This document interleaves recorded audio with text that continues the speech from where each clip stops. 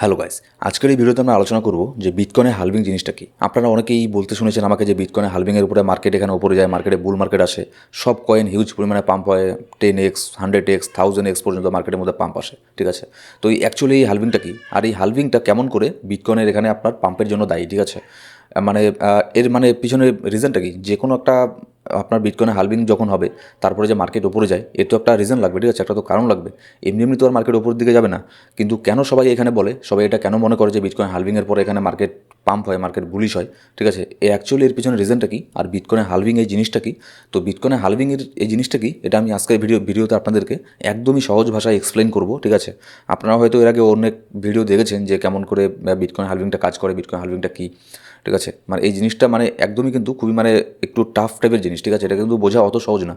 কিন্তু আপনাদের আমি আজকের এই ভিডিওতে একদম সহজ ভাষায় বোঝাতে ট্রাই করব যে বিটকয়েনের হালভিং জিনিসটা কি, আর কেন মার্কেট এখানে বিটকয়েনের হালভিংয়ের পরে হোক কিংবা 2-1 মাস আগে হোক মার্কেট কেন পাম্প হয়। তো ভিডিও শুরু করার একটা ডিসক্লেমার, ক্রিপ্টোকারেন্সি মার্কেট প্রচণ্ড ভলটাইল মার্কেট, এখানে আপনার প্রফিট হতে পারে এবং লসও হতে পারে। এই দুই ক্ষেত্রে সম্পূর্ণ রেসপন্সিবিলিটি আপনার। যে কোনো কয়েনের মধ্যে ইনভেস্ট করার আগে আপনি আপনার রিসার্চ কিন্তু অবশ্যই করে নেবেন। আর আপনি এখনও যদি আমাদের টেলিগ্রাম গ্রুপে জয়েন না করে থাকেন, তাহলে অবশ্যই এটা মেক শিওর করবেন যে আপনি আমাদের টেলিগ্রাম গ্রুপে জয়েন করে নিয়েছেন, কারণ সেখানে আমি মার্কেটের ইনস্ট্যান্ট আপডেট আর মাঝে মধ্যে ফ্রি সিগন্যালও শেয়ার করে থাকি। এবার যদি বিটকয়েনের হালভিংকে দেখি, বিটকয়েনের হালভিংয়ের হতে আর মোটামুটি 67 ডেজ এখানে বর্তমানে আছে। কেউ কেউ বলে 67 ডেজ, আবার কেউ কেউ বলে এখানে 60 ডেজ, ঠিক আছে। অ্যাকচুয়ালি এর কোনো নির্ধারিত সময় নেই। এখানে যেমন নিচের দিকে দেখা আছে যে এস্টিমেটেড 2024 হালভিং ডেট এপ্রিল 17, 2024, ঠিক আছে। কিন্তু এর মানে কোনো নির্দিষ্ট ডেট নেই। এমন না যে এপ্রিলের 17 তারিখে বিটকয়েনের হালভিং হবে। এমনও হতে পারে আপনার এপ্রিলের থেকে আপনার 10 দিন পরে চলে গেল, মে মাসে চলে গেল, ঠিক আছে, 1 মাস পিছিয়ে গেল।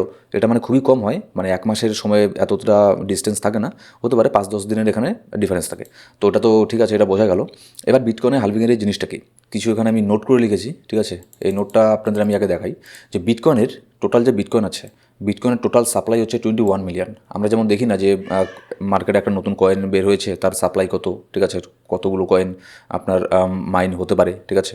তো সেটাই হচ্ছে বিটকয়েনের টোটাল সাপ্লাই হচ্ছে 21 মিলিয়ন। আর বর্তমানে 19.5 মিলিয়ন বিটকয়েন অলরেডি সার্কুলেটেড হয়ে গেছে মার্কেটের মধ্যে। এর মানে কি, এর মানে হচ্ছে 21 মিলিয়ন বিটকয়েন থেকে 19.5 মিলিয়ন বিটকয়েন অলরেডি মার্কেটের মধ্যে এখানে সার্কুলেটেড হয়ে গেছে। তাহলে আর বাকি থাকলো কত বিটকয়েন, তাহলে বাকি থাকলো 1.5 মিলিয়ন বিটকয়েন, মানে 1.5 মিলিয়ন বিটকয়েন এখনও আপনার মাইন হওয়া বাকি আছে। মানে 1.5 মিলিয়ন বিটকয়েনের পরে আর কেউ বিটকয়েনকে এখানে আর মাইনিং করতে পারবে না। মানে ব্যাপারটা বুঝতে পেরেছেন, 1.5 মিলিয়ন আর বিটকয়েনকে মাইন করার পরে আর কোনো বিটকয়েন মার্কেটের মধ্যে এখানে আসবে না। মানে টোটাল বিটকয়েনের সাপ্লাই হচ্ছে 21 মিলিয়ন। 113 বছর লাগবে এই আপনার 21 মিলিয়ন এর যে এই মার্কটা আছে এটাকে রিচ আউট করতে। মানে আপনার আরও 113 বছর যখন হয়ে যাবে, তখন এখানে মার্কেটের মধ্যে 21 মিলিয়ন বিটকয়েন সাপ্লাই হয়ে যাবে, আর কোনো নতুন করে বিটকয়েন এখানে সাপ্লাই হবে না। এবার একটা জিনিস কী হবে, যখন একটা আপনার জিনিসের এখানে আপনার ডিমান্ড বাড়বে, ঠিক আছে, সাপ্লাই কমবে। মানে মনে করুন একটা যে কোনো একটা কিছু গোল্ডের এখানে হাই ডিমান্ড আছে, সবাই এখানে বাই করতে চাইছে, ঠিক আছে, আর বাই করতে না চাক, ঠিক আছে, কিন্তু তার সাপ্লাই কমছে। এবার যখনই গোল্ডের আপনার সাপ্লাই কমবে, ঠিক তখন কিন্তু এখানে গোল্ডের এখানে আপনার দাম বাড়বে, ঠিক আছে। ঠিক তেমনই হচ্ছে বিটকয়েন।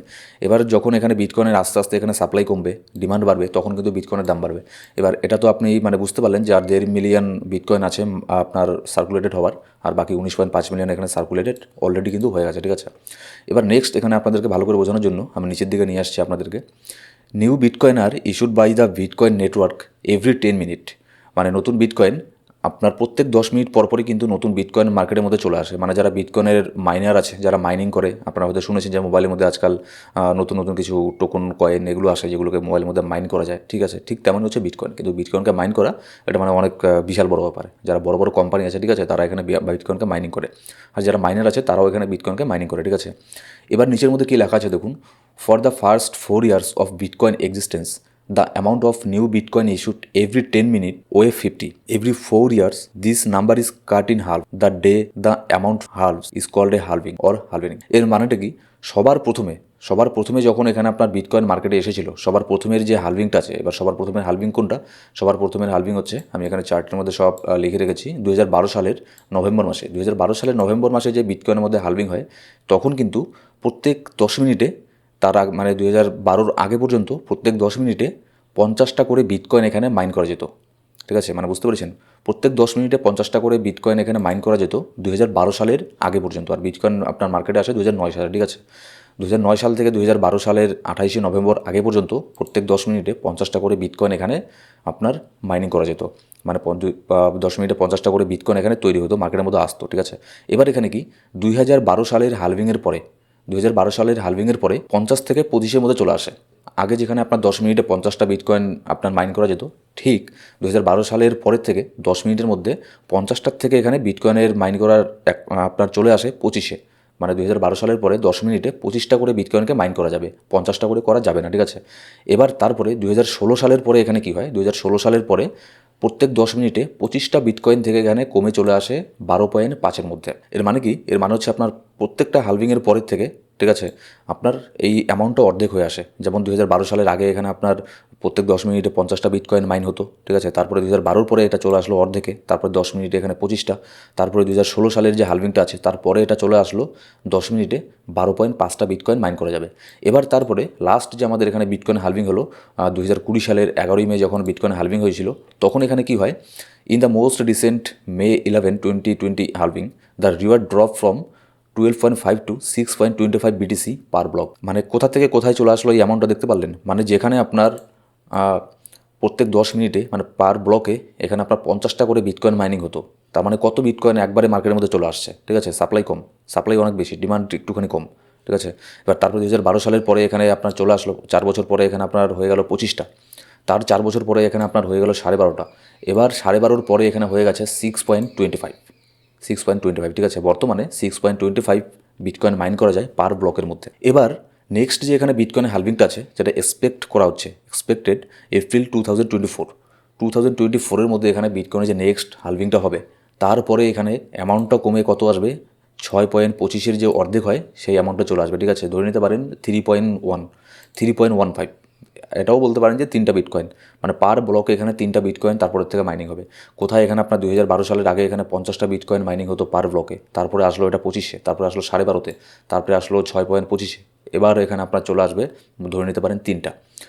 এবার যখন আরও 4 বছর হয়ে গেল, মনে করুন 2028 সালে কী হবে, তখন কিন্তু আপনার এই 3-এর যে অর্ধেক আছে 1.5টা বিটকয়েন, তখন পার ব্লকে 1.5টা বিটকয়েন এখানে মাইনিং হবে। মানে বিটকয়েনকে মার্কেটের মধ্যে আনতেই পারবে না, মানে বুঝতে পারছেন। আর ধরে নিন যে মার্কেটের মধ্যে 1.5 মিলিয়ন বিটকয়েন আছে, ঠিক আছে, যেগুলোকে মাইনিং করা যাবে, কিন্তু সেগুলোকে এখানে মার্কেটের মধ্যে কেউ আনতে পারছেন না। ব্যাপারটা হবে এরকম। এবার যখন বিটকয়েনের মাইনিং এখানে একদমই কম হবে, যখন এখানে আস্তে আস্তে এরকম করতে করতে আরও 4 বছর পরে আরও যখন কমে যাবে, আরও 4 বছর পরে আরও যখন কমে যাবে, তখন মার্কেটের মধ্যে বিটকয়েনের সাপ্লাই এখানে অনেকই কমে যাবে। এবার যখন সাপ্লাই কমবে, ডিমান্ড বাড়বে, তখন বিটকয়েনের দাম এখানে হিউজ পরিমাণে বাড়বে। সেই জন্যই অনেকেই শোনেন না যে অনেকে আপনার অ্যানালিসিস্ট আছে যারা এখানে বলে বিটকয়েন আপনার 5 বছর পরে 10 লাখে চলে যাবে, 10-20 বছর পরে আপনার $1 মিলিয়ন চলে যাবে, ঠিক আছে। এটা কিন্তু অ্যাকচুয়ালি কি, মানে ভবিষ্যতে কেউ দেখেনি, সেটা আমিও জানি না যে ভবিষ্যতে কী হবে, আপনিও জানেন না যে ভবিষ্যতে কী হবে। কিন্তু সব যদি ঠিকঠাক চলে, বিটকয়েনকে যদি গোটা অল ওভার ওয়ার্ল্ডের মধ্যে যদি ব্যান না করে দেয়, তাহলে বিটকয়েন কিন্তু $1 মিলিয়ন যাওয়াও কিন্তু সেরকম কোনো বড় ব্যাপার হবে না। কিন্তু সেটা ইন ফিউচারে, এটা আপনার 5, 10, 15 বছরে এটা হচ্ছে না, ঠিক আছে। এটাতে একটু সময় লাগবে। এবার যখন বিটকয়েনের মধ্যে এইসব জিনিসগুলো কমবে, যখন আপনার মাইনিংগুলো কমে যাবে, মাইনিং হচ্ছে না বিটকয়েন, ঠিক আছে, অনেক কম হচ্ছে আগের তুলনায়, তখন কী হবে, তখন মার্কেটের মধ্যে হিউজ পরিমাণে পাম্প হবে, মার্কেটের মধ্যে সাপ্লাই কমবে। এবার সাপ্লাই কমলে মার্কেটের মধ্যে ডিমান্ড বাড়বে, ডিমান্ড বাড়লে কী হবে, মার্কেটের দাম বাড়বে।